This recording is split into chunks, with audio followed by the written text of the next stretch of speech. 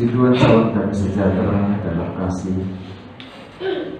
Tuhan kita Yesus Kristus.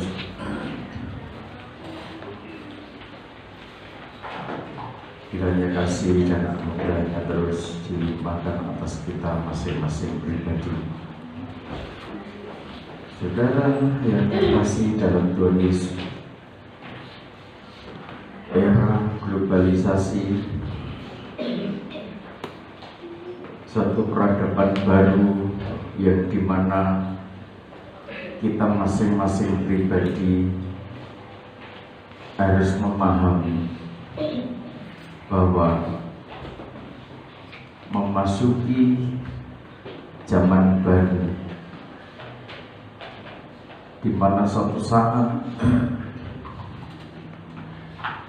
Yerusalem baru yang penuh kemuliaan, Yerusalem baru yang penuh dengan kedamaian itu ada. Saya tidak berbicara tentang Yerusalem yang sekarang, yang menjadi perebutan dari berbagai golongan. Saudara tidak perlu, tidak penting ikut mengklaim bahwa itu milik saudara, tidak penting. Yang terpenting adalah bagaimana saudara memahami bahwa suatu saat saudara adalah pribadi-pribadi yang dipercaya Tuhan menghuni Yerusalem baru. Amin. Yerusalem yang turun dari surga.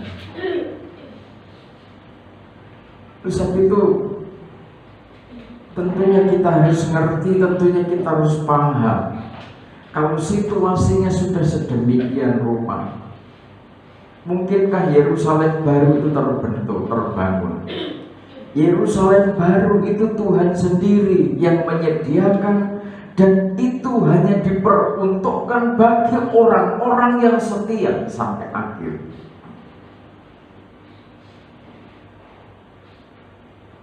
Sebab sampai sekarang saya masih berbicara bagaimana pentingnya kita ini menjadi pribadi-pribadi yang setia. Orang yang setia itu orang yang taat.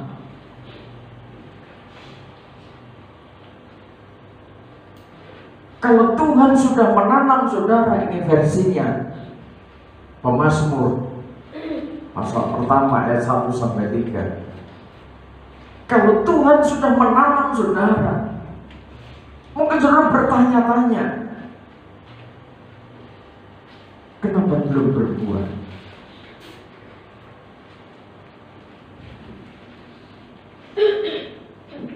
Kenapa aku terasa kering?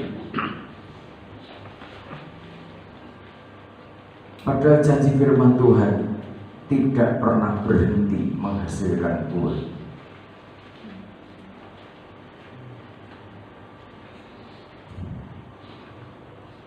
Kalau kita balik bertanya pada diri kita masing-masing,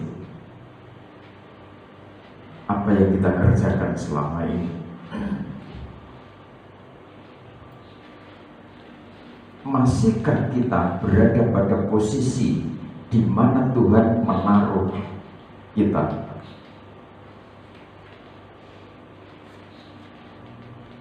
Masih setiakah saudara pada posisi di mana Tuhan meletakkan saudara? Mempercayakan sebuah tanggung jawab kepada saudara.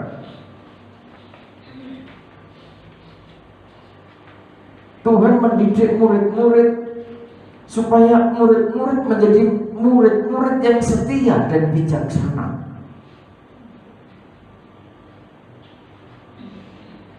Menjadi pribadi-pribadi yang cermat, menjadi pribadi-pribadi yang penurut terhadap kebenaran itu, terhadap aturan yang sudah ditetapkan oleh Tuhan.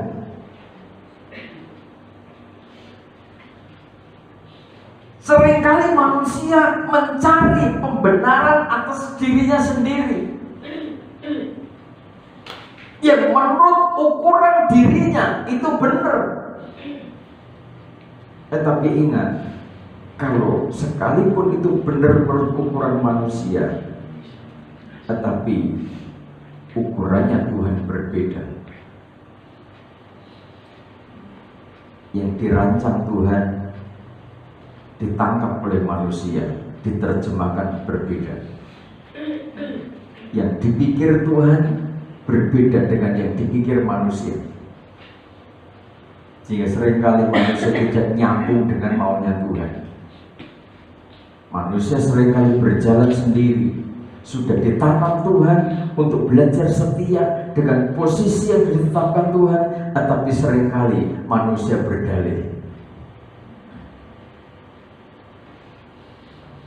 Seberapa banyak di antara saudara di antaranya dipercaya oleh Tuhan untuk setia sebagai yedutun. Orang-orang yang dipercaya setia sebagai pemain musik di tengah-tengah ibadah. Seberapa saudara yang dipercaya untuk membangun vokal grup, paduan suara, yedutun yang harus setia dengan pelayanan itu.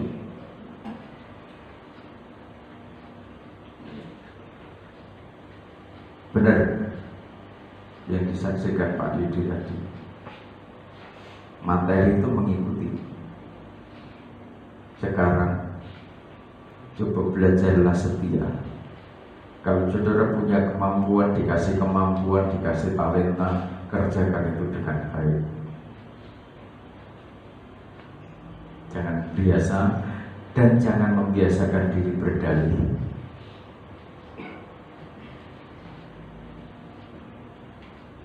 Kalau punya anak kecil, kan orang tuanya dua, yang satu melayani, yang satu ngurus anak, kan begitu kan? Yang satu main musik pun, aku tak ngurusi anak. Satu saat gantian, saya pas tugas ini, bapak yang ngurusi anak, pas tidak tugas.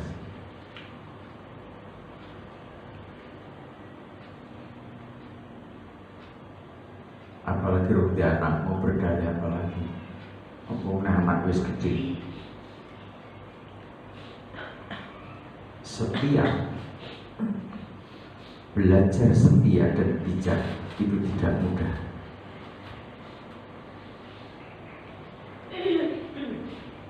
Biasanya semakin banyak harta, ketika tertawan di harta, maka itu dianggap sepele, tak bisa.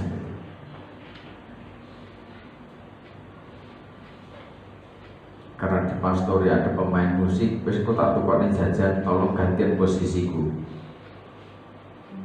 Saudara menyamakan posisi keselamatanmu identik sama dengan snack jajanan.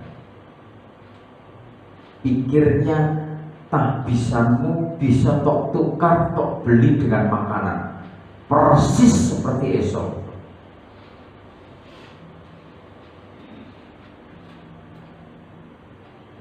Esok tidak memperhatikan apa itu kesulungan, memberi yang terbaik untuk Tuhan, tidak penting, yang penting makan. Apa seperti itu?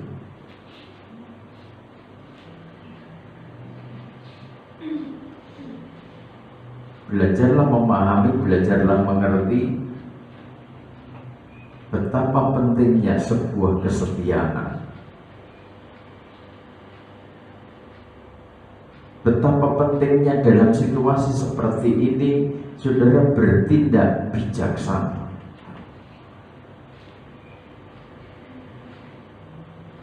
Orang bijaksana itu menentukan melangkah dengan satu pertimbangan banyak hal, dengan penelitian, dengan cermatnya, tidak bodoh.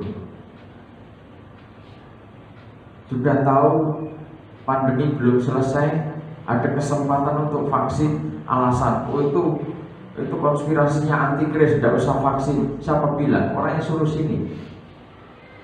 Itu namanya tidak bijak. Atau karena takut jarum suntik, ngelesnya kan firman. Orang yang bijaksana itu teliti dulu, cermati dulu. Nanti kalau sudah saatnya pengungsian, sudah punya jatah ke sana, sudah tidak akan masuk ke sana. Orang yang berhikmat dan bermarifat, andai kata sudah dijebak, sampai suatu saat nanti microchip dimasukkan, di dalam dirimu ada hikmat marifat, hancur itu microchip itu. Amin, amin. Setan aja sudah taklukkan kok, barang sak kutil, masa sudah bisa taklukkan. Amin. Kita buat iblis gemetar, kalahkan, tipu dayanya, gitu dong. Dilanjutkan, sekarang saya sudah bebas, ya kan? Sekarang saya sudah bebas. Sekarang saya sudah bebas. Oleh apa? Oleh darah anak domba.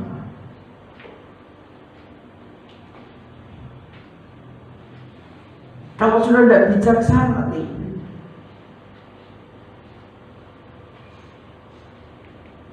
jangankan microchip, racun. Pernah saudara dengar itu, baca itu, saat murid-murid diajar Tuhan Yesus, diajari bagaimana dasarnya kuasa Tuhan menyertai saudara. Andai kata suatu saat diracun orang, atau bahkan itu mungkin minuman disajikan, saudara tidak ngerti guna-guna atau model apa. Kalau sudah di dalam dirimu ada hikmat makrifat, di dalam dirimu ada firman, di dalam dirimu ada Kristus, tidak ada artinya kok itu. Amin, amin. Jadi jangan ikut orang-orang yang latah. Begitu konspirasinya anti Kristus, nanti diginikan, digitukan. Loh, satu saat bagaimana ketika sudah ditangkap, diborgol, dimasukkan kerajaannya antikris. Firman Tuhan katakan, ada satu saat nanti saudara akan diserahkan, di antara saudara akan diserahkan ke sana. Bukan hanya dimasuki microchip, saudara dipaksa, diborgol, bawa ke sana, dipaksa dileboni microchip kayak kira-kira gitu. Nah, di dalam dirimu tidak ada kuasa Tuhan, saudara kalah. Justru dari situ nanti dunia akan melihat bahwa saudara ada kuasa Allah yang dahsyat itu. Amin. Microchip nol, tidak berfungsi dalam tubuh saudara. Amin. Jadi sok aling laler, aling kodok, aling manati dan lain sebagainya. Dan banget kan? Simpel kan? Amin. Bagaimana caranya? Setia dan bijaksana.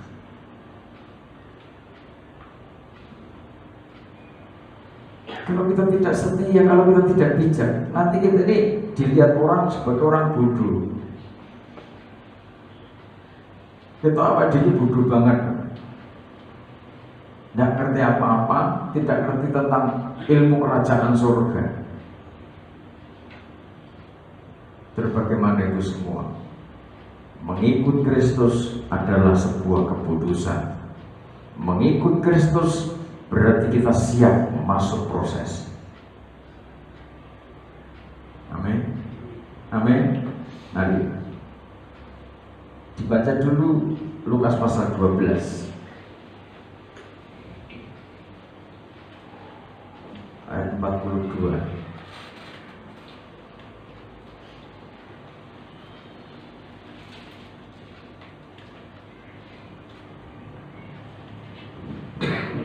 Lukas pasal 12 ayat 42. Jawab Tuhan, jadi siapakah pengurus rumah yang setia? Jadi siapa pengurus rumah yang setia dan bijaksana, yang akan diangkat oleh tuannya menjadi kepala atas semua hambanya? Yang akan diangkat oleh tuannya menjadi kepala atas semua hamba-hambanya, hamba-hamba Tuhan itu, untuk memberikan makanan untuk kepada memberi mereka makanan kepadanya, kepada mereka pada waktunya. pada waktunya. Terus Berbahagialah hamba yang didapati tuannya melakukan tugasnya itu ketika tuannya itu datang. amin, sampai situ.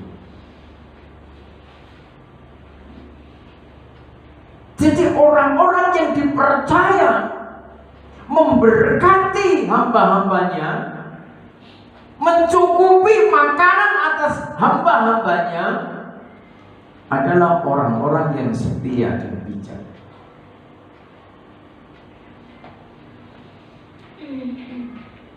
Saudara ingat ceritanya Yusuf. Bagaimana Yusuf terproses, penderitaan demi penderitaan, kesesakan demi kesesakan, sampai terhempas dalam situasi yang selalu tidak enak.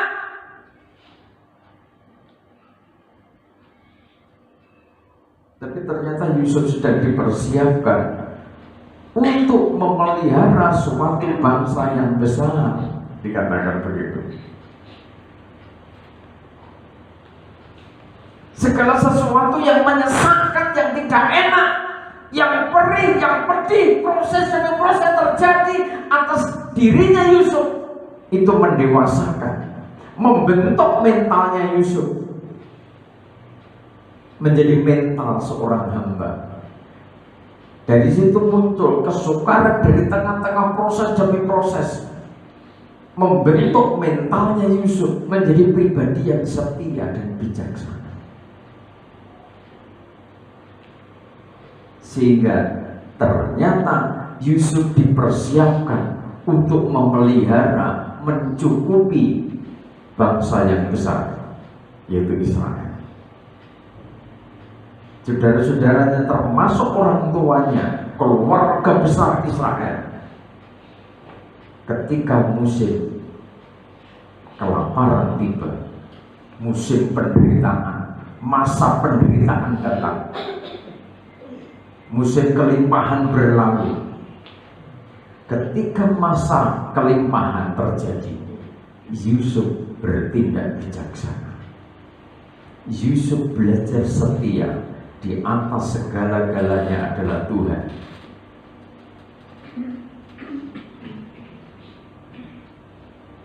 Ketika masa kesukaran terjadi, maka Yusuf ternyata diangkat oleh Tuhan, dipercaya untuk memberi makan saudara-saudaranya, dipercaya memberi makan orang tuanya.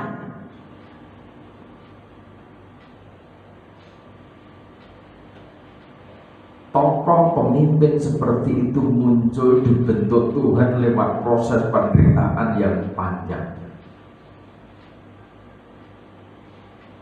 Proses demi proses tidak menyurutkan, tidak mengendorkan kesetiaan Yusuf kepada Tuhan. Tidak menjadikan Yusuf benci kepada saudara-saudaranya, tidak menimbulkan Yusuf benci kepada keluarganya, tetapi justru dibalik proses demi proses, kemurnian demi kemurnian hati dan pikiran Yusuf terbentuk. Tuhan Yesus mengajarkan kepada murid-muridnya, di mana murid-muridnya diharapkan menjadi pribadi-pribadi yang setia, menjadi pribadi-pribadi yang bijaksana, yang bekerja, yang didapati tuannya sedang bekerja. Ketika tuannya hadir, mereka adalah hamba-hamba yang bekerja.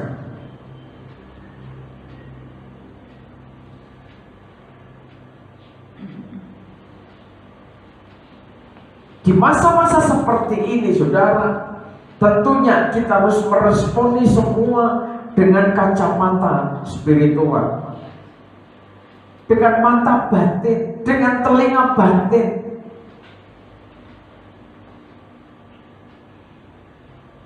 Sebab yang berteriak kesakitan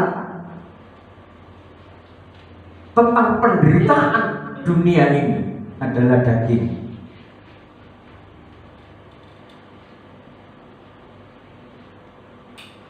Sementara jiwa dan roh saudara, dia sangat merindukan bagaimana hidup dalam situasi damai, situasi tenang.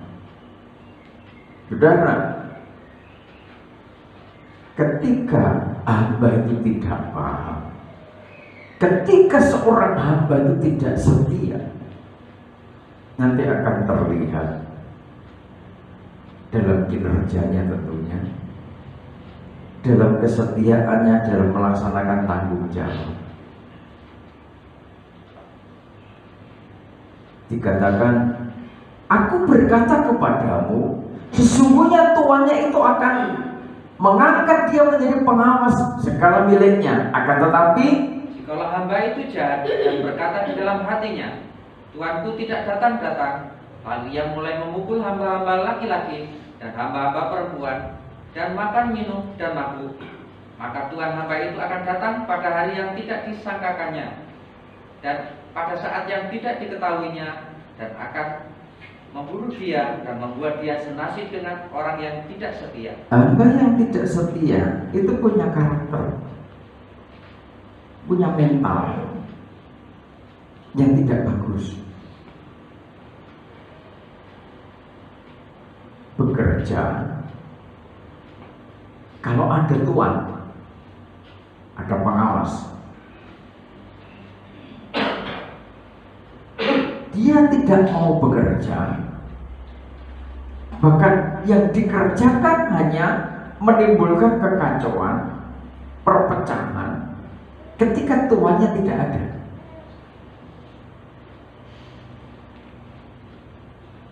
Jadi kalau saudara sebagai seorang manajer, sebagai seorang pemimpin perusahaan, saudara gampang menilai mereka.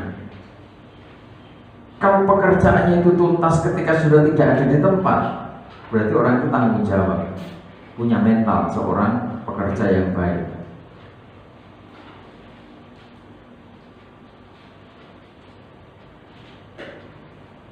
Tetapi ketika saudara tinggal, maka pekerjaannya tidak maksimal seperti ketika saudara ada di situ. Mereka itu bukan tipe pekerja yang bertanggung jawab.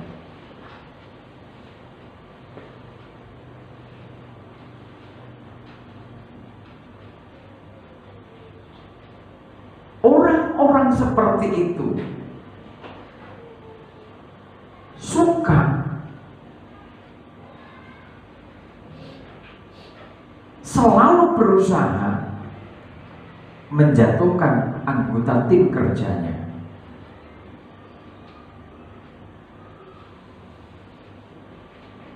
Memukul hamba-hamba laki-laki dan perempuan. Memukul, kata memukul ini bukan berarti pakai pentungan atau apa. Ini serangan. Bisa pakai kalimat, bisa pakai kata-kata yang akhirnya menimbulkan perpecahan di antara tim.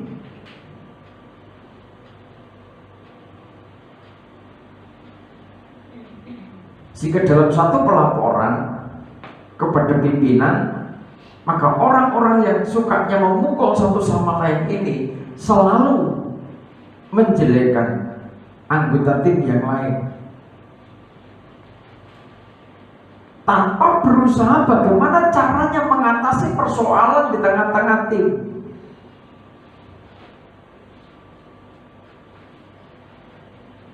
Orang yang punya mental seperti itu termasuk orang yang memiliki penyakit penyimpangan psikologis. Nggak beres.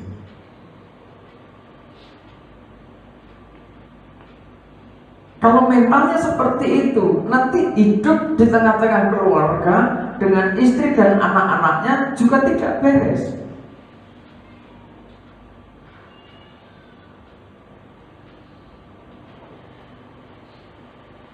Oleh sebab itu, kita harus paham bahwa menjadi pribadi yang setia dan bijaksana, maka kita akan menghadapi situasi, menghadapi manusia dengan karakter-karakter yang seperti ini. bijak, sementara ada hamba-hamba yang jahat.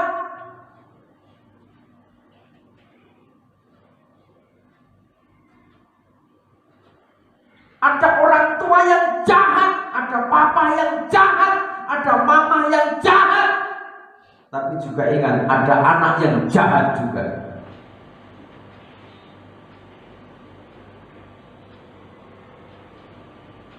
Pentingnya kita memahami kebenaran firman, sehingga ketika kita hidup di tengah-tengah himpitan, kesulitan, geliat persaingan yang tidak sehat pada era globalisasi, maka saudara tetap menjadi pribadi yang setia.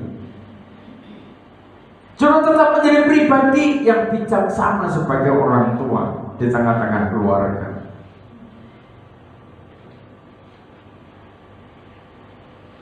Kalau tidak, nanti akhirnya sekalipun beribadah, tetapi kelakuannya suka memukul, menimbulkan perpecahan.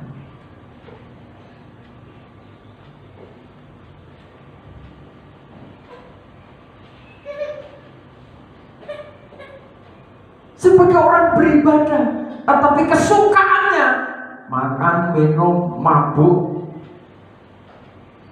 pesta pora.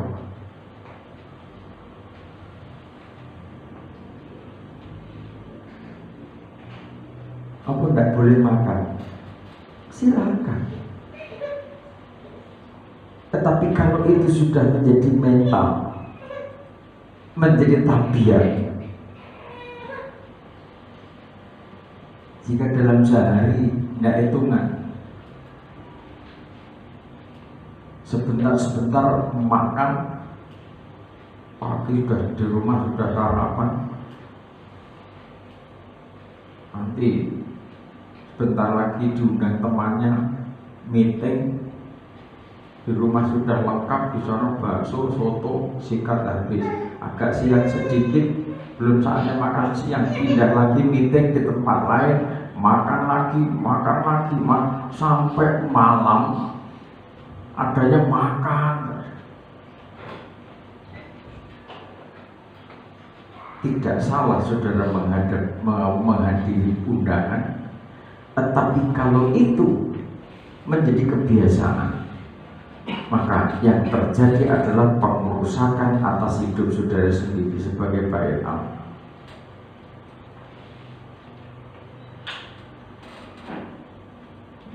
Sehingga tubuh saudara menjadi pusat minyak, gula, dan lain sebagainya yang sebenarnya tidak dibutuhkan dalam tubuh saudara. Ada enggak manusia begitu? Ada enggak? Rumah belum punya, maaf bicara, rumah belum punya, sekalipun gajinya sudah gede, tetapi yang paling diutamakan makan. Ada orang model begitu kan? Padahal andai kata mau beli rumah jadi ya bisa, bukan apa ngangsur, beli pun bisa.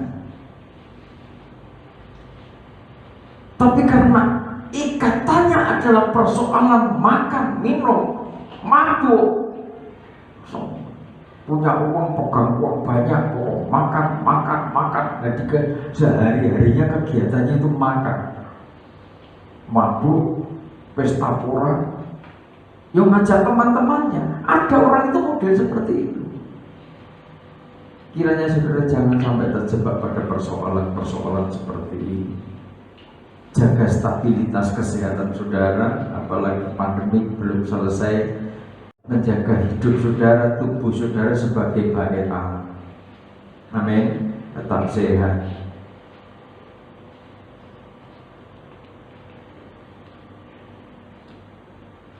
Sampai tua, tidak sakit-sakitan.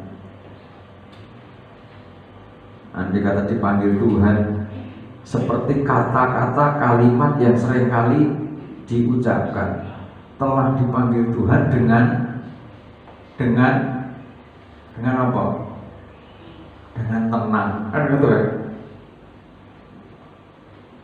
Sekalipun mungkin sudah sekian tahun, apa saudara mau? Udah tua, gak bisa ngopo-ngopo, geluntang-geluntung tok dan tempat tidur kan mesane. Belum tentu anak yang saudara dulu rawat dengan baik, ketika sudah tua gak bisa ngopo-ngopo dengan sabarnya merawat saudara, belum tentu kan.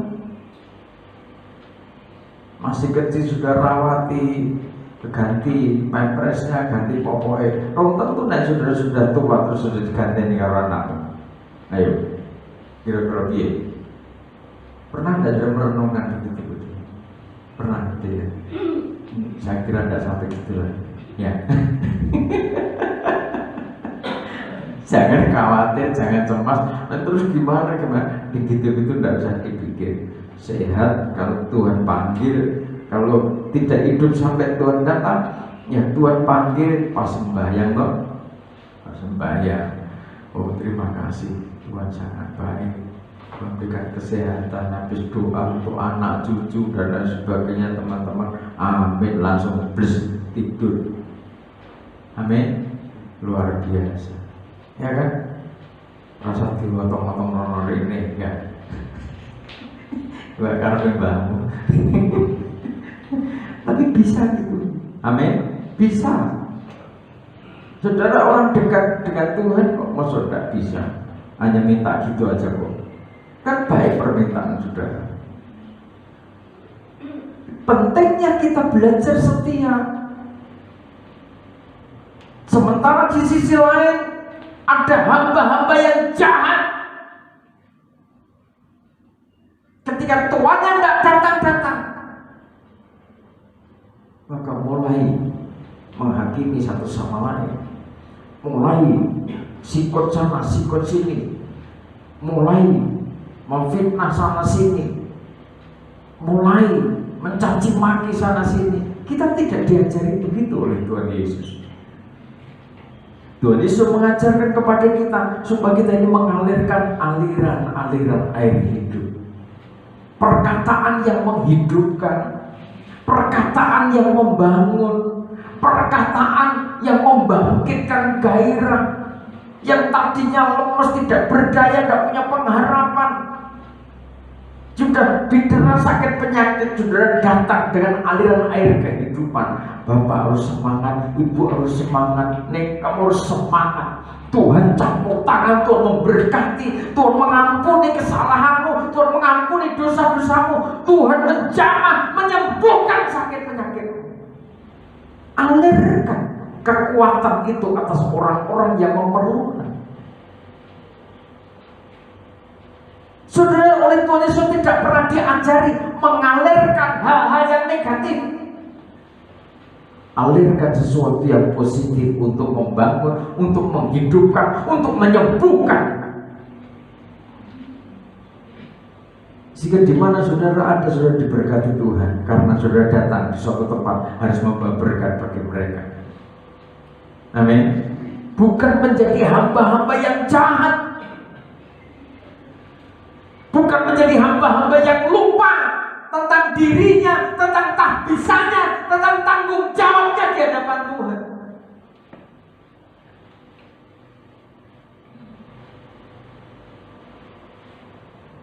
Sekalipun prosesnya sedemikian rupa. Saya sudah berulang kali bicara tentang kesetiaan. Saya sudah berulang kali bicara tentang bagaimana menjadi hamba yang bijaksana. Kalau hal ini tidak dipahami, ini bahaya. Yang saya sampaikan adalah Injil Kerajaan Allah, bukan kemauanku, bukan keinginanku. Tidak mudah prosesku untuk menyampaikan hal ini. Apalagi mempersiapkan saudara menjadi sosok Hagi Diatmas. Tidak mudah. Hidup pada generasi akhir zaman. Bagaimana saudara sebagai generasi muda yang harus berlanjut dalam kegerakan pada akhir zaman. Tidak mudah. Kalau saudara tidak memiliki mental seorang hamba yang setia, tidak memiliki mental seorang hamba yang bijaksana, saudara seakan-akan bijaksana, tetapi saatnya malah ditelan oleh dunia ini. 2 Korintus pasal 4. Kita harus paham, kita harus mengerti, sehingga sudah tidak terjebak pada situasi yang seakan-akan itu bijak, seakan-akan membawa manusia menjadi manusia yang luhur, sementara itu banyak menjadikan manusia justru malah terjebak pada kejahatan demi kejahatan. Harta rohani dalam bejana tanah. Oleh kemurahan Allah kami telah menerima pelayanan ini.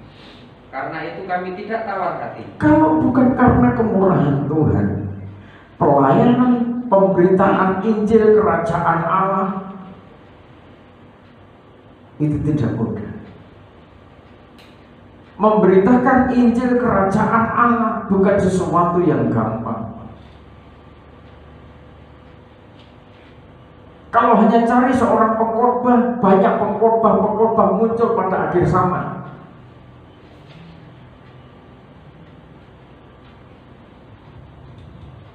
Tetapi kalau kita tidak mendapatkan kemurahan dari Tuhan untuk menerima pelayanan ini, yang perlu kita pahami, seorang hamba yang setia, dia memahami bahwa apa yang dikerjakan semata-mata karena kemurahan Tuhan, bukan kehendaknya sendiri. Sekarang kalau kita sampai di sini, kita berpikir, kita merenungkan, apakah yang saudara kerjakan itu kehendakmu sendiri, atau kalau saudara memahami karena kemurahan Tuhan?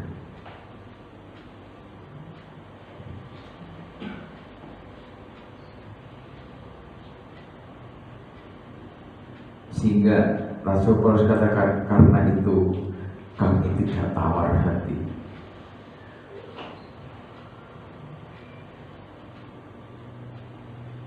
Sebab menjadi pelaksana dari pemberitaan pelayanan Injil Kristus adalah sebuah proses.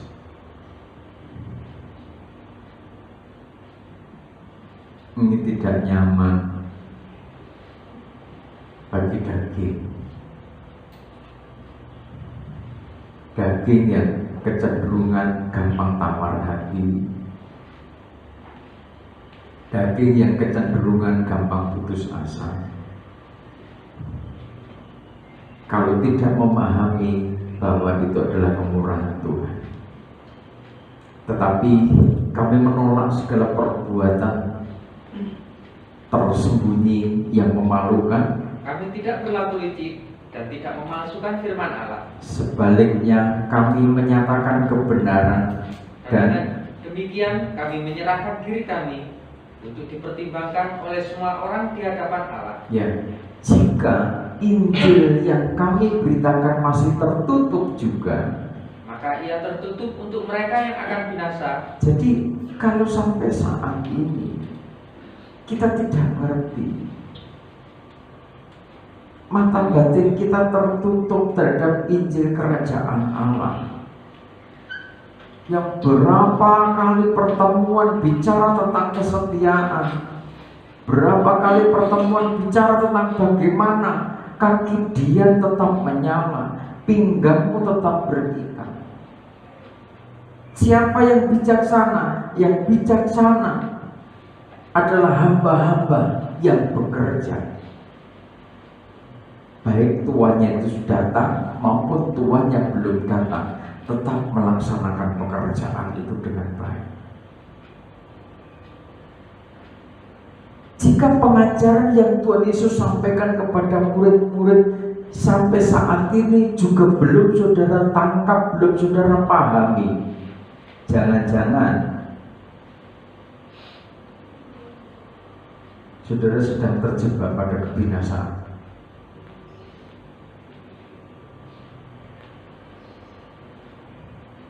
Sebab jelas jika Injil yang kami beritakan masih tertutup juga, maka ia tertutup untuk mereka yang akan binasa.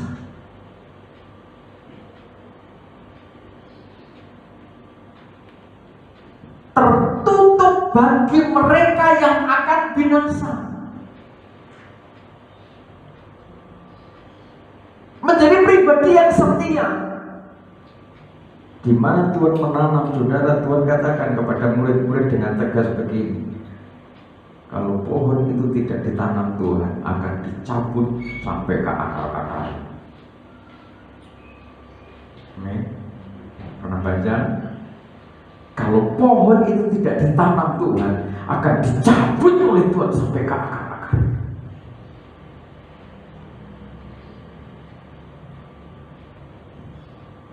Sekalipun proses, tetapi kalau Tuhan yang menanam, Tuhan bertanggung jawab.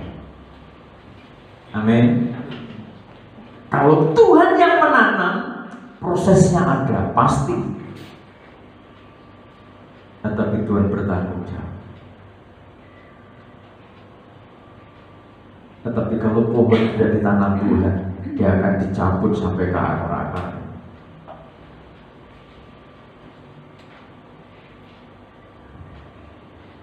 Jika Injil yang kami beritakan masih tertutup juga, maka ia tertutup untuk mereka yang akan binasa. Kiranya sudah memahami ini. Kiranya sudah memahami apa yang dikehendaki Tuhan dalam hidup, sehingga sudah setia dengan pelayanan yang Tuhan percayakan dalam hidup saudara. Ketika sudah setia, maka Tuhan sangat bertanggung jawab. Tuhan yang memberi pertumbuhan. Ketika sudah setia mengerjakan semuanya itu, ibarat saudara itu merambatkan akar ke batang air. Jika saudara bertumbuh dengan kekuatan, coba buktikan yang tidak percaya. Silakan. Materi yang saudara besarkan, akarnya berkurang, satu saat bangunan itu pasti tumbang.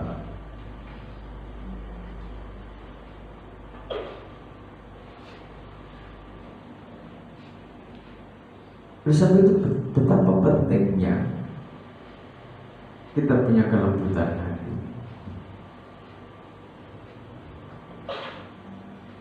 Hamba yang jahat punya kekerasan hati, jelas.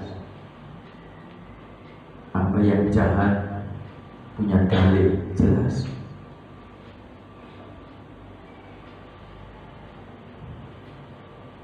Kalau firman ini kita pahami, siapa yang akan binasa? Yaitu orang-orang yang tidak percaya. Pikirannya telah dibutakan oleh ilah zaman ini. Pikirannya sudah dibutakan oleh ilah zaman ini, sehingga mereka tidak melihat cahaya Injil tentang kemuliaan Kristus. Orang seperti itu tidak bisa melihat cahaya Injil tentang kemuliaan Kristus, yang adalah gambaran Allah. Ya, Injil kerajaan Allah adalah gambar dari Allah itu sendiri. Dia adalah kemuliaan Kristus itu sendiri. Tapi kalau orang itu sudah tidak percaya, maka orang itu ternyata setahap demi setahap perjalanan hidupnya, langkah kakinya sedang menuju kebinasaan. Karena apa? Sekalipun beribadah, tetapi tidak percaya.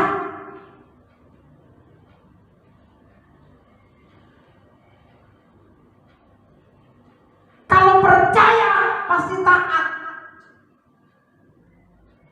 Kalau percaya pasti mengasihi. Orang yang mengasihi Tuhan itu taat pada aturannya Tuhan.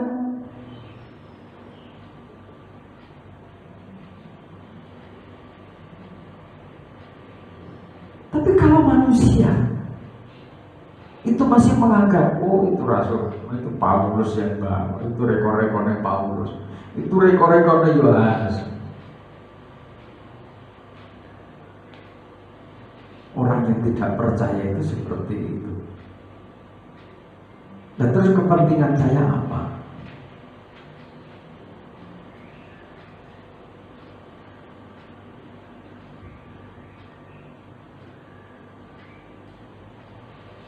Saya hanya bertugas menyampaikan kebenaran Injil Kerajaan Allah, Injil kemuliaan Kristus.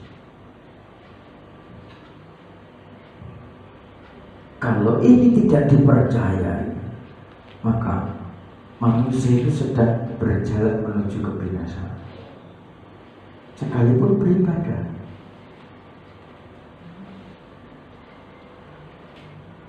Orang mau berdalih, bagaimana lagi? Setia itu bukan gandul, si penting melu. Setia bukan seperti itu. Kalau sudah dipercaya bagaimana prepare persiapan ruangan ini dan lain sebagainya, semua dikerjakan dengan teliti. Oh ini ada yang tidak pas, oh ini posisinya di sini, oh apa hanya ruangan segini, masa tidak apa?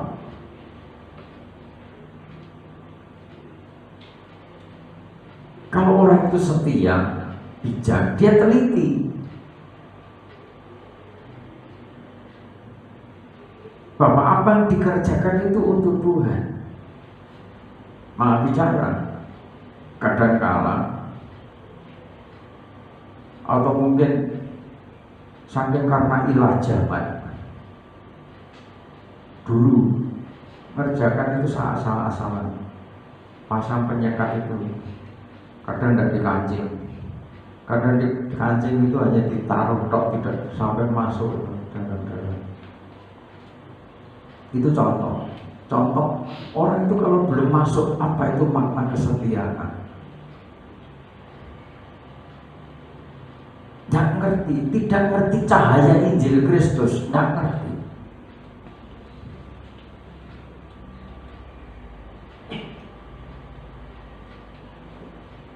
Karena tidak ngerti, tidak paham tentang Injil Kristus dalam dirinya, tidak masuk dalam dirinya Injil Kristus itu, sehingga pelayanan seperti prepare, notok bangku-bangku, resik-resik itu dianggapnya kerjaannya di sini.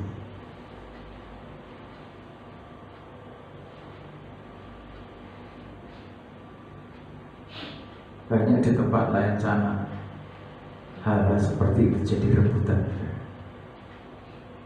Bahkan dari tukang parkir antri minta jadwal, saking karena supaya aku terlibat dalam pelayanan itu, sehingga disebut imam-imam yang rajani, umat pilihan Tuhan. Aku punya kerjaan dalam persekutuan umat Allah. Jangan sampai saudara ngerti pengajaran tabernakel, tetapi malah tidak ngerti apa itu tugas tanggung jawab saudara.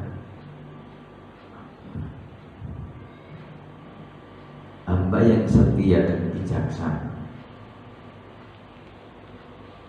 yang bisa menangkap,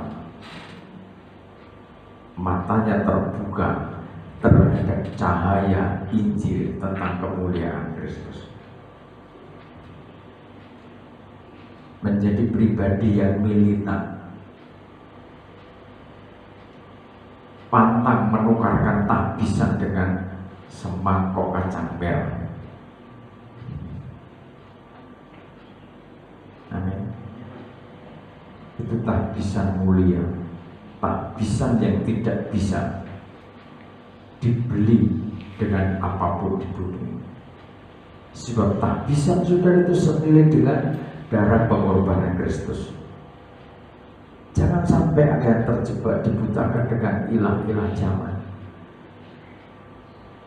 Apa itu ilah? Mata bisa jadi ilah. Kadung teler, kangantuan, cepat-cepat pengen tidur, pekerjaan ditinggalkan, itu hilang. Yang jadi hilang, yang jadi berhala mata.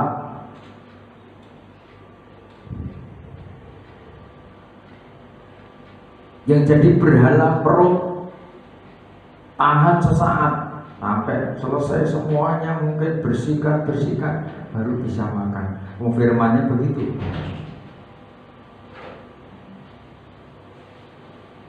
Hamba yang setia dan bijaksana, ketika baru pulang dari ladang, dia persiapkan sampai rumah, dia siapkan makan minum untuk tuannya. Setelah tuannya selesai makan, baru dia makan. Dulu saya dididik begitu sama Mbak. Mbak belum makan, cucu tidak diizinkan makan. Itu artinya memang budaya menghormati. Bagus.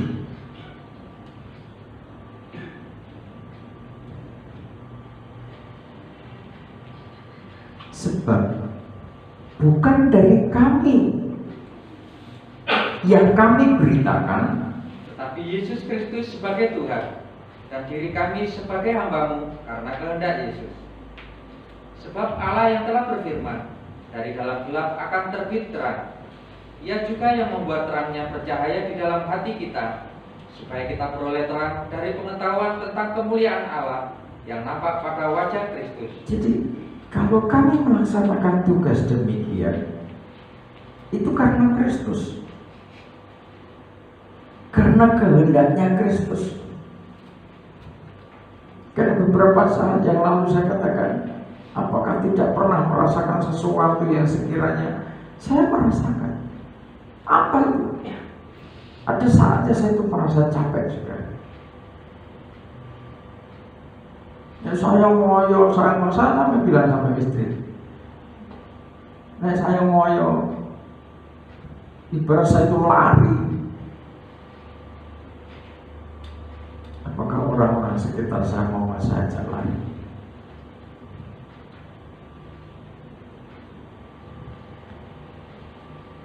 Sampai ibu kembali sudah bilang, tapi jangan merasa bekerja sendiri.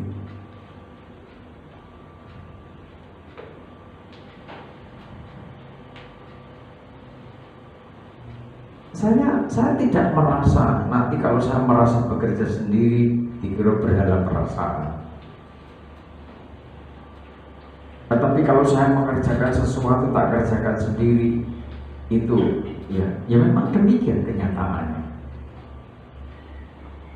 di lingkungan pastori.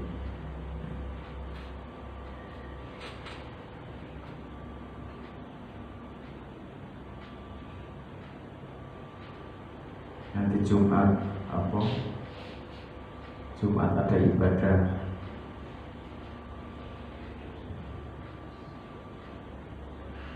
Kalau bisa dikondisikan kapan hari kan saudara beli sound system, kalau bisa dikondisikan Jumat sudah bisa dipakai, coba diatasi kurangnya omong sehingga bisa dipakai jereng gitu, tampilnya sedemikian rupa.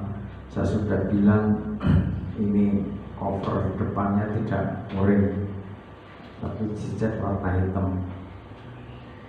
Kurangnya apa cepat diatasi, Jumat bisa dipakai.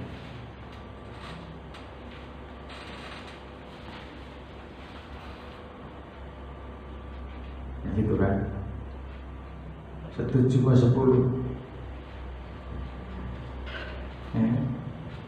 Coba di atas. Bila saya ditanya sama anak-anak yang tidak ngerti apa. Nanti settingannya kurang apa, cepat diatasi.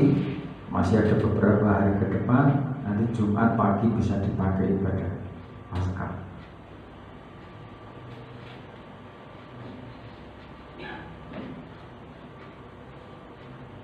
Kalau saya ditanya di sana masih kurang apa, saudara nanti habis ibadah ini prepare, minum, sarapan dan sebagainya.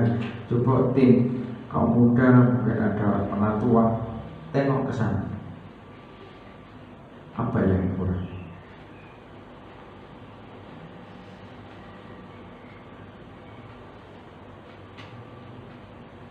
Kalau lampunya kurang ini, kurang itu dan sebagainya, ditambah.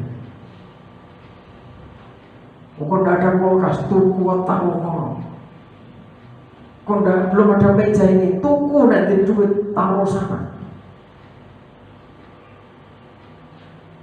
Bukan bu ini kursinya sudah tidak pantas ini. Aku kan sudah lama punya uang, coba tuku makanan kalau pakai roh. Dikumpulkan, cepat-cepat tuku kursi, dicatat. Makanya diirit dalam sebulan tidak beli pakaian. Saya ini sudah berapa tahun atau pakaian loh. Terus terang aja kan. Kalau sudah punya yang punya berkat kan tidak semua. Di kursi yang bagus,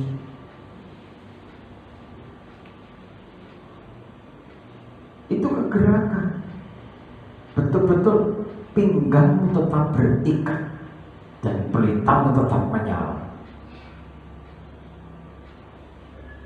Amin. Gembala berjuang. Gembala itu terproses lama. Kalau bukan karena Injil Kristus, kalau bukan karena kehendaknya Tuhan, saya ada di sini. Capek.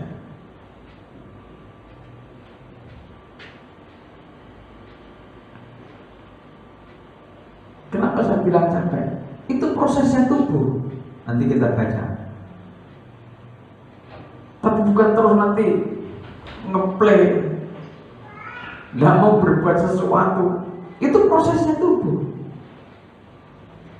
Tetapi harta ini kami punya dalam bejana tanah liat. Coba, Injil kerajaan Allah, cahaya kemuliaan Kristus, dipunyai dalam bejana tanah liat.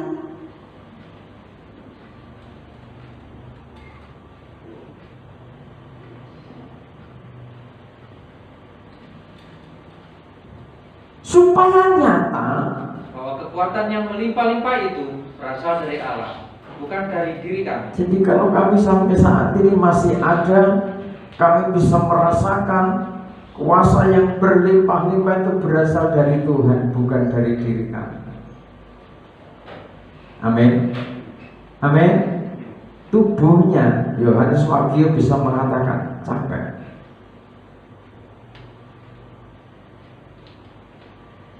Itu murni manusia. Murni Tuhan Yesus bisa stres.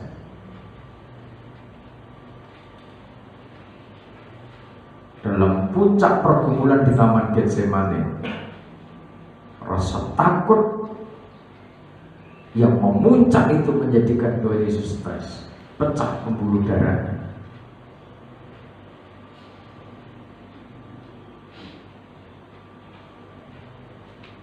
Tanah liat ini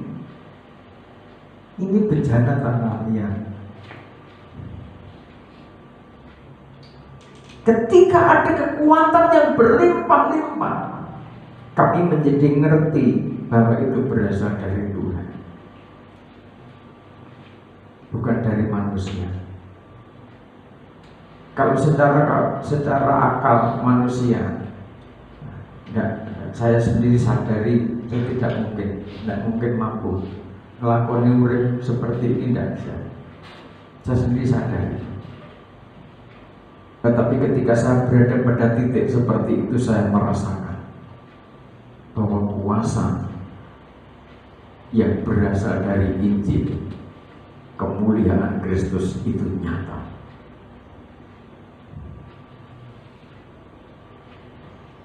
Dan kalau saudara bisa menangkap itu semua, cahaya Injil Kristus itu nyata, berarti saudara juga dipanggil oleh Tuhan untuk mengerti rancangannya Tuhan itu. Dalam segala hal kami ditindas, namun tidak terjepit. Seakan-akan saudara mungkin satu saat menghadapi hidup kita seakan tertindas, Bukan manusia yang menindas saudara, tetapi kahanan. Mengerti kahanan? Keadaan seakan tertindas oleh situasi dan kondisi. Tapi ingat, di dalam diri saudara itu ada harta rohani. Di balik bencana tanah liat ada harta rohani. Jika ketika saudara menghadapi sesuatu yang seakan menindas saudara, saudara tidak terjepit. Amin. Amin. Itu kelebihannya. Kalau kita ini punya kelembutan hati, di balik sesuatu yang seakan lemah tidak berdaya, saudara tidak akan terjepit. Kami habis akal, namun tidak putus asa. ada saatnya mungkin saudara pada posisi habis akal. Jadi akal budi saudara sudah mau mengasihi Tuhan dengan segenap jiwa, segenap hati, akal budi, kekuatan, semua mau difokuskan mengasihi Tuhan, udah tidak bisa. Habis akal itu lu step.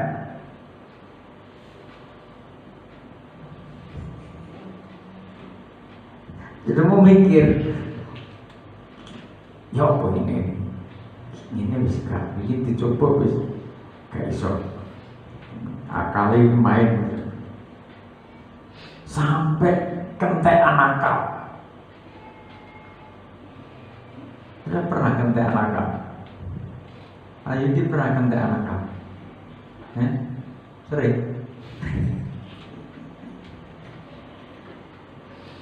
Kehabisan akal. Tapi kalau di dalam diri saudara ada harta rohani, di balik bencana tanah liat itu ada kekuatan yang membuat saudara tidak putus asa. Amin. Itu kelebihannya itu di situ. Ketika saudara ada kelembutan hati, saudara bisa menerima air kehidupan itu, menyerap air kehidupan itu, jika dia berguna. Itu tersimpan, namanya diserap ya. Akar itu menyerap, ketika menyerapnya tersimpan di batang-batang pohon, di ranting-rantingnya, di seluruh organ dari pohon itu. Semua bagian-bagian yang masih aktif menyimpan air itu, sehingga ketika menghadapi teriknya matahari, maka dia bisa bertahan, tetap segar, tidak putus asa.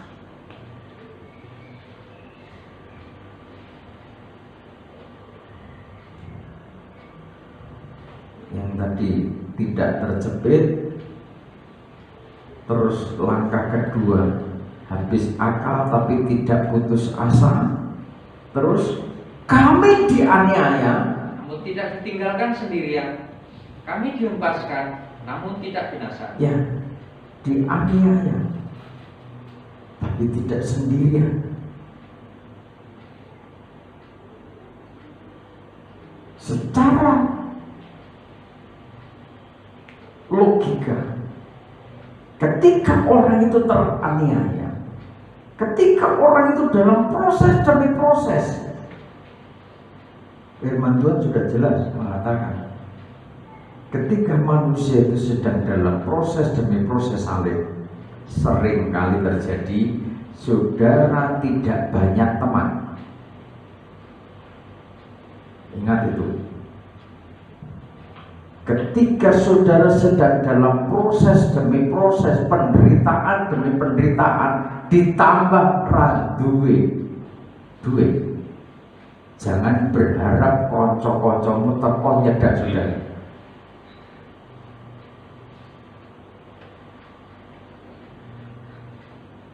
Bener? Terjepit tidak putus asa, tetapi saudara juga tidak ditinggalkan sendiri, sekalipun saudara seakan teraniaya. Kenapa tidak sendiri? Saat kondisi seperti itu, saudara sedang dididik untuk memahami bahwa kedekatanmu dengan Tuhan semakin kuat. Pengharapanmu kepada Tuhan semakin kuat. Kepasrahan saudara kepada Tuhan semakin kuat. Imanmu, percayamu, penyerahanmu semakin kuat kepada Tuhan. Nyatanya ditindas. Kalau tidak ada kekuatan Tuhan, tidak mungkin bisa bertahan. Dihempaskan, dibanting, bukan hanya dibanting sekali, dibanting bolak-balik, tetapi tidak binasa.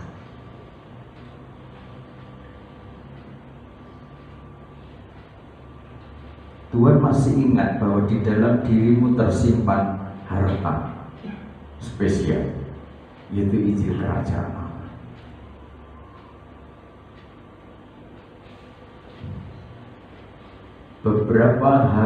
Beberapa poin tadi tentunya mengandung didikan,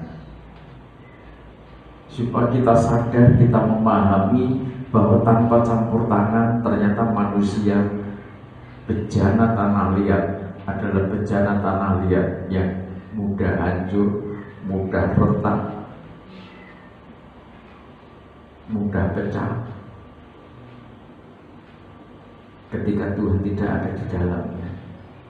Kami senantiasa membawa kematian Yesus di dalam tubuh kami, supaya kehidupan Yesus juga menjadi nyata di dalam tubuh kami. Sebab kami yang masih hidup ini terus-menerus diserahkan kepada maut karena Yesus, supaya hidup Yesus menjadi nyata di dalam tubuh kami yang fana. Oleh karena Yesus kita diserahkan pada maut, artinya tubuh jasmani kita mengalami proses kematian, peluruhan dari segala keinginan daging, sehingga kita menuruti keinginan roh, maksudnya demikian.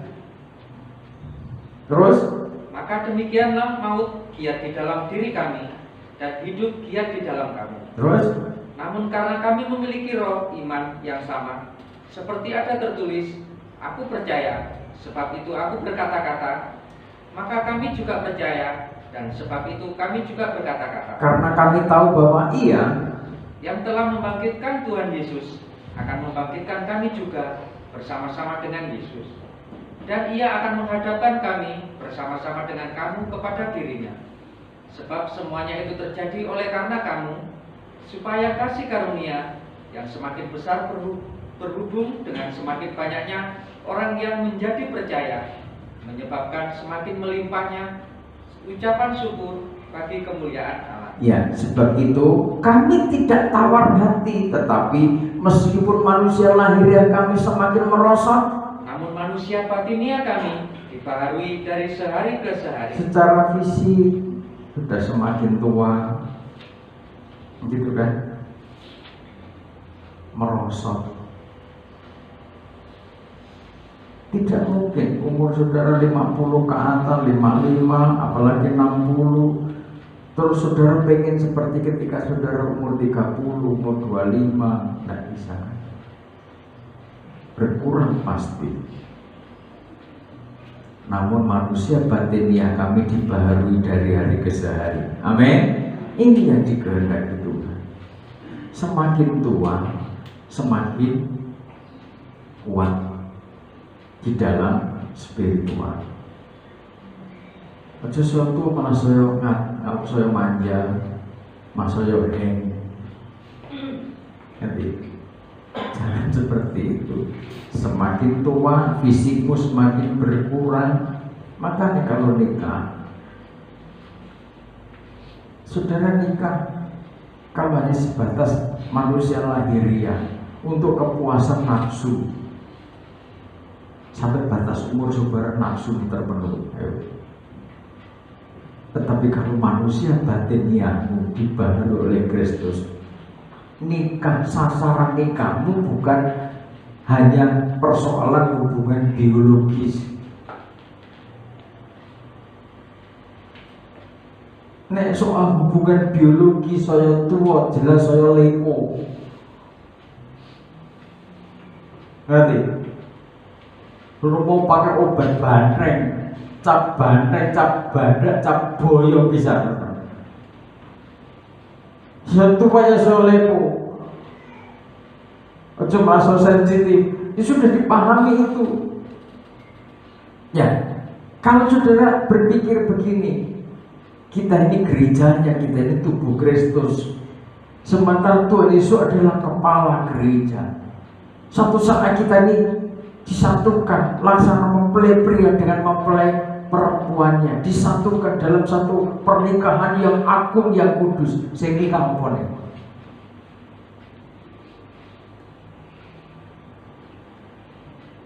Sehingga kamu boleh.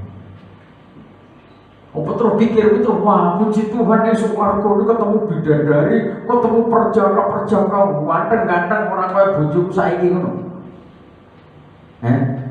Tersesat pikiran kalau begitu.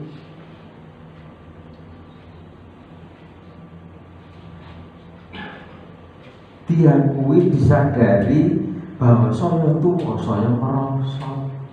Tapi manusia batiniahmu dibaharui, bahwa semakin harmonis, semakin tua.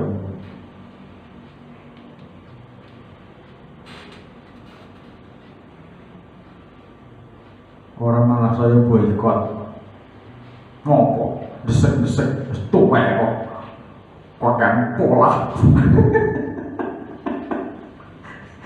Bojone dijejek neng kamar dewe-dewe gitu, wis tua rasane ngono-ngono. Apa gitu? Ya, manusia batiniahmu dibaharui dari hari ke hari. Ternyata kebahagiaan nikah itu bukan tertumpu pada persoalan yang materi. Yang pernah tak sampaikan itu bukan bersumber pada yang materi. Materi mengacu bukan pada persoalan duitnya, tetapi badan ini juga materi. Ini jasad. Kalau kebahagiaan nikahmu bersumber dari itu, saudara keliru, saudara tersesat. Manusia batiniahmu dikuasai firman dan roh, maka saudara itu semakin tua, semakin harmoni, tensinya stabil. Amin. Gulanya stabil. Amin. Pankreasnya sehat. Kalau saudara ada tipe penyakit gula, pankreasnya dibenahi, disehatkan.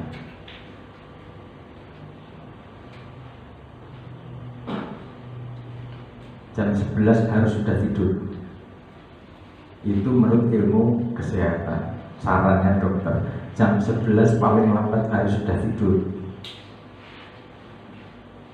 12 jam 1 silakan bangun sembahyang, mungkin ya. Sembahyang jam 1 mulai jam 2 silakan. Jadi antara jam 11 ke depan itu saatnya pankreas itu bekerja membuang racun-racun yang membahayakan tubuh, organ-organ tubuh juga dibuang pada jam-jam itu. Maka penting saudara istirahat sehingga memaksimalkan. Jadi kerjanya pankreas itu efektif pada jam itu. Kurang lebihnya gitu, oke? Sekalipun manusia batinnya terus meningkat, itu tidak akan menjadikan fisik saudara itu terus karena merosot terus nanti tidak iso ngopo-ngopo. Fisik merosot dalam pengertian jelas energi tenaganya tidak seperti dulu kan. Lari pagi umur 25, 30, keliling alun-alun. Oke.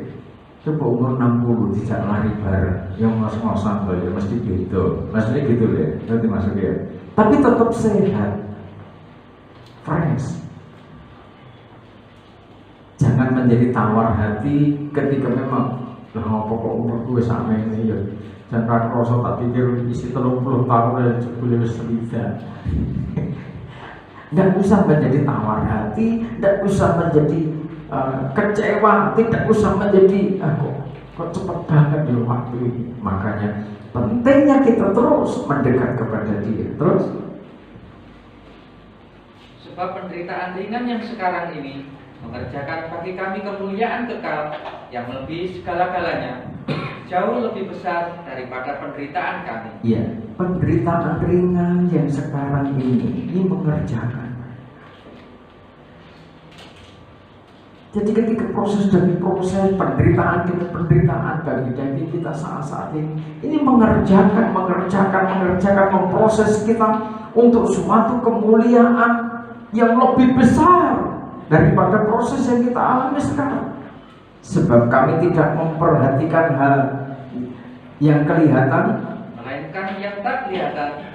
Karena yang kelihatan adalah sementara, ya. Sedangkan yang tak kelihatan adalah kekal. Yang kelihatan ini sementara, yang tidak kelihatan oleh mata jasmani kita itu kekal. Manusia batiniah itu kekal. Kalau saudara mengandalkan yang fisik, manusia jasmaniah, berapa saudara bisa?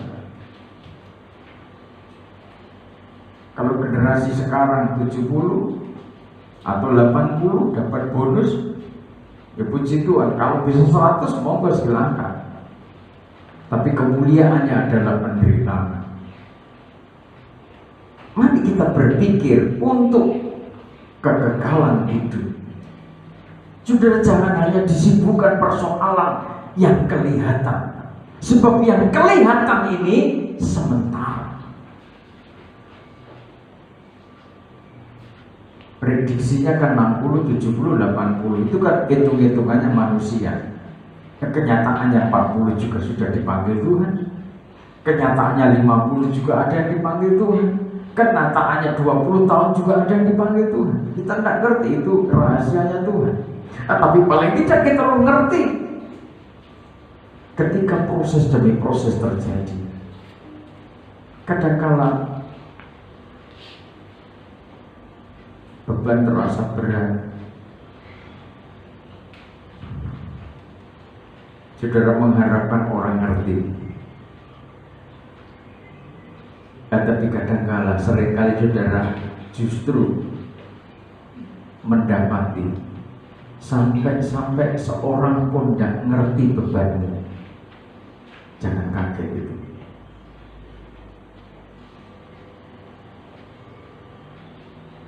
Sepertinya terhempas.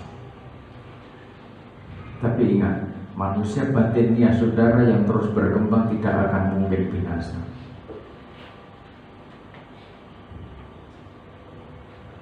Bagaimana ketika saudara sudah dalam posisi situasi yang seakan menindas saudara, menghimpit saudara, yang seakan-akan udah habis akal. Bagaimana? Segini sudah upaya begini, sudah berupaya begini, sudah berupaya seperti ini, serela-relanya, setulus-tulusnya.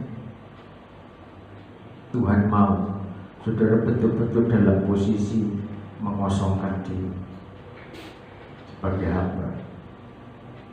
Jika saudara hanya bisa berkata, bila hati terasa berat, sehingga akhir nanti berkata, sujud di altar,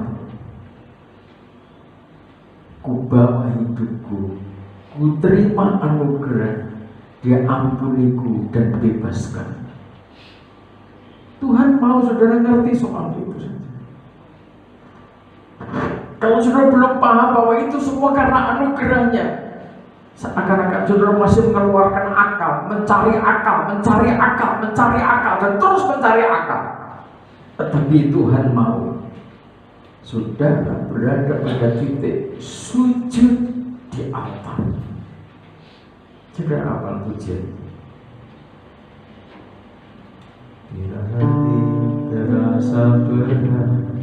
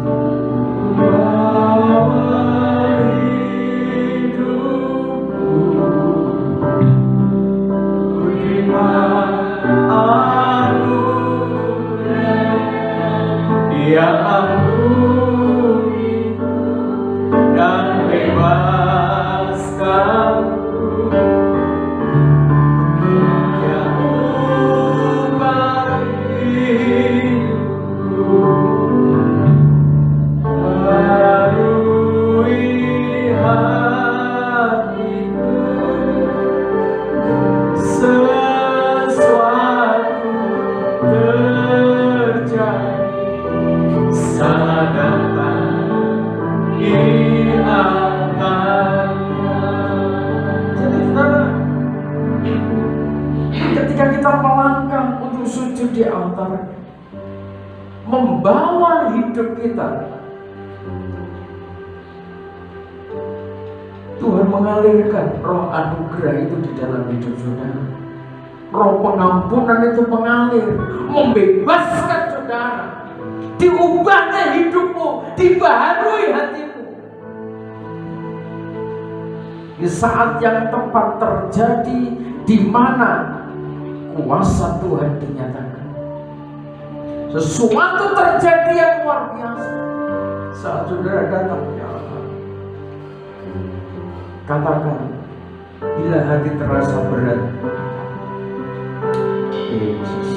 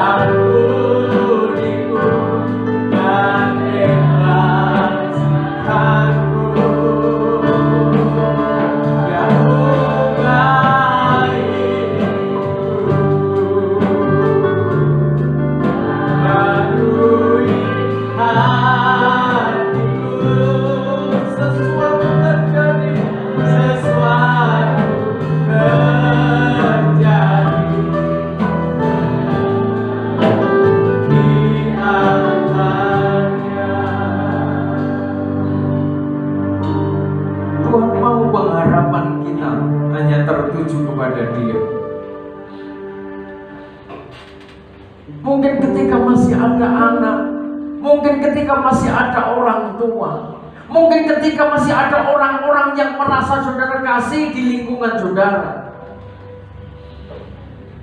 Jangan-jangan hatimu, pengharapanmu tertuju kepada mereka.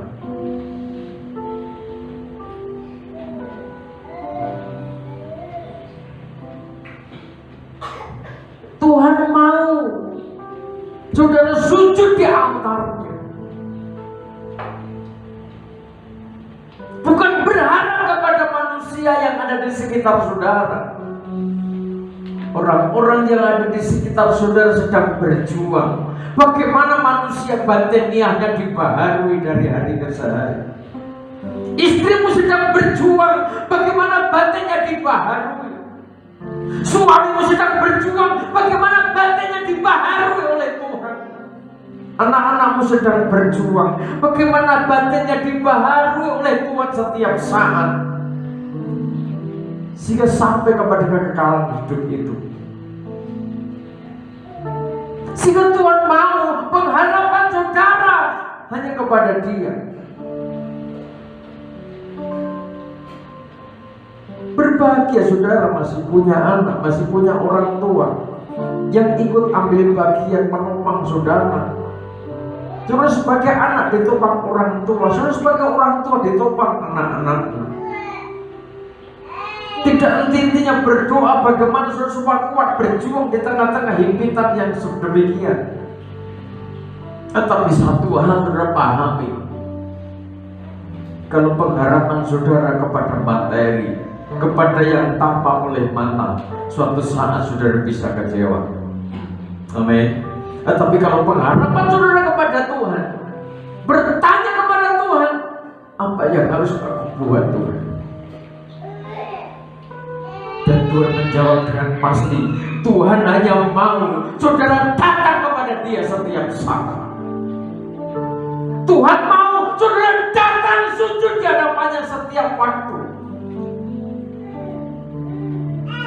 Sebab Tuhan punya rencana dalam hidup saudara. Saudara sedang dipersiapkan menjadi soko guru bait Allah. Pentingnya sebuah kesetiaan, pentingnya seorang hamba yang setia, yang bijaksana, yang ditempatkan menjadi soko guru bait Allah.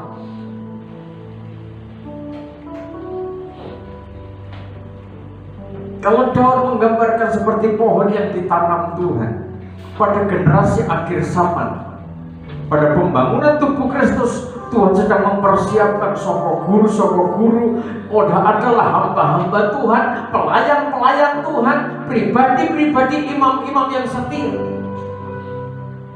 yang tidak akan bergaya di bait Allah. Sebab dari situ kemuliaan Tuhan akan dipercayakan pada saudara. Kita buka kitab Wahyu pasal yang ketiga.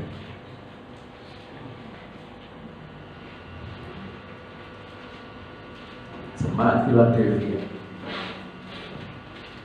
Kepada jemaat di Philadelphia, dan tuliskanlah kepada malaikat jemaat di Philadelphia, inilah firman dari yang kudus, yang benar, yang memegang kunci Daud.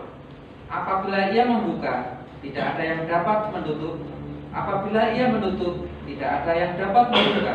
Ketika Tuhan mempercayakan kunci Daud, ketika Tuhan mempercayakan otoritas pemberitaan firman Tuhan kepada hamba-hamba Tuhan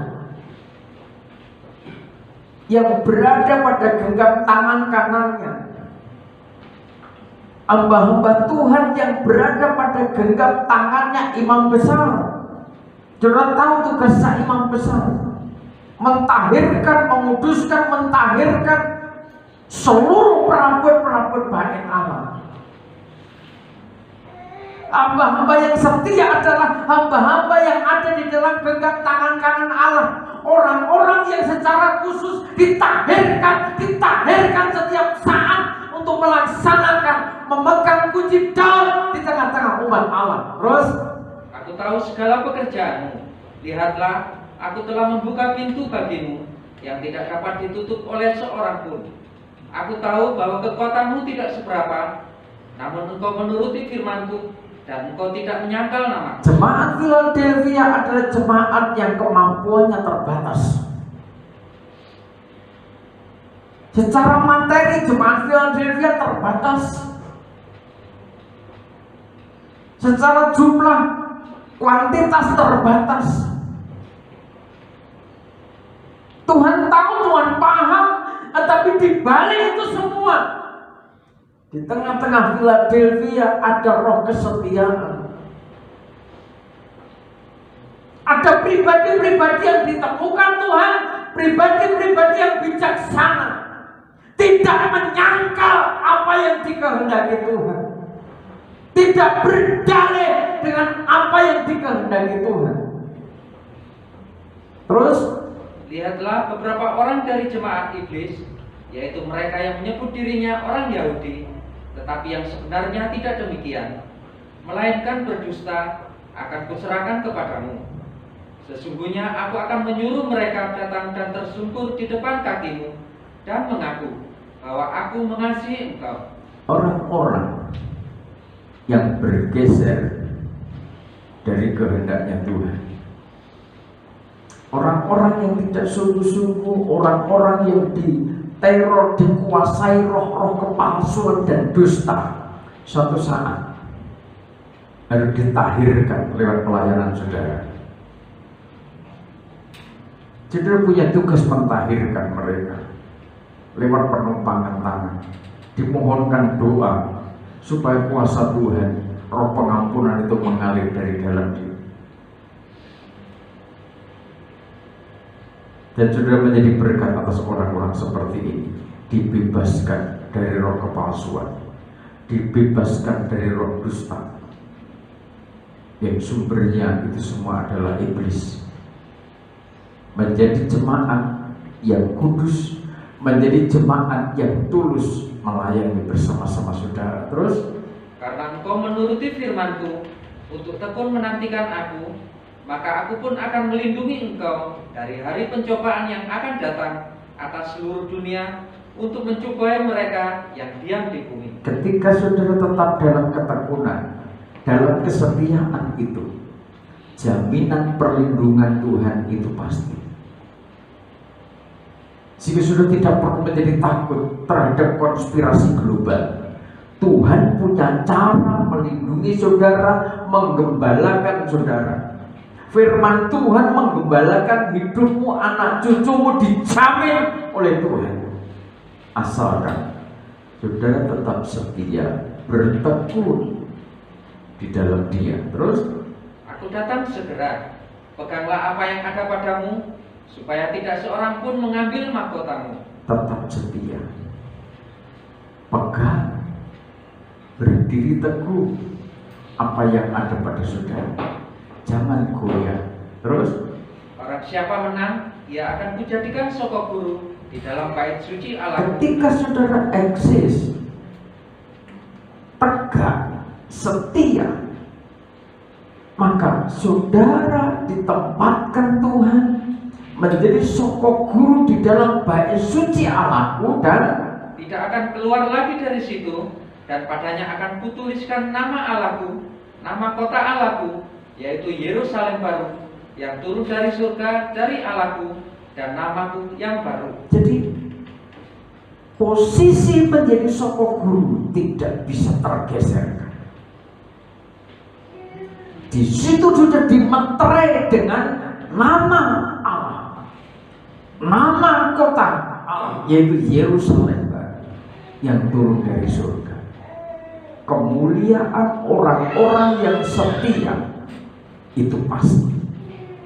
Kemuliaan orang-orang yang bijak itu sempurna. Siapa bertelinga, Hendaklah ia mendengarkan apa yang dikatakan Roh kepada jemaat-jemaat. masing-masing harus dengar-dengar. Kehidupan yang kekal, kehidupan yang sempurna, sampai saudara mendiami Yerusalem baru. Di dalam pribadimu tertulis kota Yerusalem baru itu, tertulis nama Allah, karena saudara menjadi sosok guru baik. Jadilah hamba-hamba yang setia, pelayan-pelayan yang setia, sebab eksistensi posisi saudara sebagai hamba ketika saudara menjadi hamba yang setia dan bijaksana, sampai kemuliaan itu menjadi bagian saudara. Sebelum kemuliaan itu datang, ada proses, ada tantangan, ada pencobaan bagi orang-orang yang setia, hamba-hamba yang setia. Ada perlindungan karena sudah dikembalakan oleh firman pengajaran aliran air kehidupan. Tuhan Yesus memberkati. Menaikkan pujian kembali sujud di altar.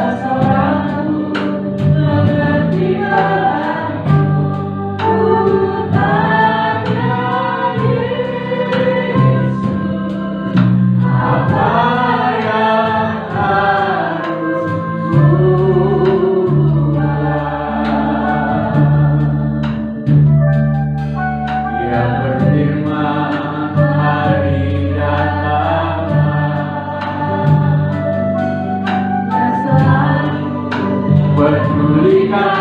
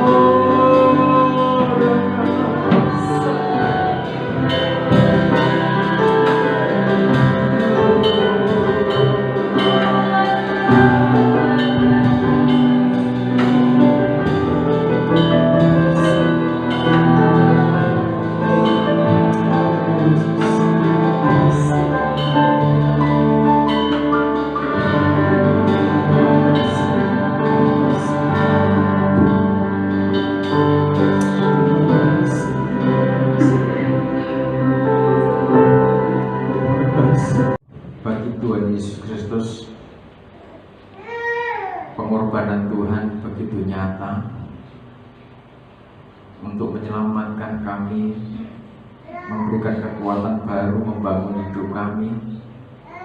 Sebab tanpa Tuhan turun berkorban bagi kami yang berdosa, tidak mungkin kami mendapatkan roh anugerah, tidak mungkin kami hidup mendapatkan perlindungan, keselamatan, apalagi keselamatan yang kekal. Sebab tidak mungkin kami bisa datang ke altarnya Tuhan tanpa kekuatan dari surga. Terima kasih, begitu luar biasa rancangan-rancangan Tuhan untuk hidup kami, untuk masa depan kami. Terima kasih Bapa. Tuhan memberkati setiap persembahan kami. Kiranya persembahan kami diperkenan Tuhan. Buah sulung, persepuluhan, persembahan khusus, persembahan ucapan syukur, persembahan sukarela, semuanya termasuk segenap tubuh jiwa roh kami, waktu, tenaga, segenap hati, jiwa, akal budi, dan kekuatan kami yang kami fokuskan untuk melayani Tuhan. Kiranya menjadi persembahan yang diperkenan Tuhan, ditahirkan setiap saat dibaharui oleh kekuatan firman-Mu, sehingga kami berkemenangan di dalam setiap menghadapi liku-liku proses kehidupan di bumi ini. Terima kasih Bapa, seluruh aktivitas umat-Mu Tuhan berkati, Tuhan lindungi, dijauhkan dari segala kecelakaan, dijauhkan dari segala mara bahaya, dijauhkan dari segala sakit penyakit menular yang terus berjalan kian kemari. Tapi kami percaya perlindungan-Mu nyata atas orang-orang yang menghampiri hadirat Tuhan. Kekuatan-Mu nyata atas orang-orang yang datang sujud di altarnya Tuhan. Terima kasih Bapa, terima kasih. Seluruh aktivitas umat-Mu tidak terlepas dari jangkauan perlindungan Tuhan. Ciptakan suasana damai, suasana sukacita roh yang terus menyala-nyala di mana umat-Mu berada. Segala kuasa, kekayaan, kekuatan, hikmat, hormat, kemuliaan, dan puji-pujian, cahaya wajah-Mu memancar di tempat mati ini, mengalirkan aliran air kehidupan dalam suasana damai, suasana ketenangan, suasana sukacita terjadi atas masing-masing pribadi, masing-masing keluarga umat-Mu. Di dalam nama Tuhan Yesus Kristus kami berdoa.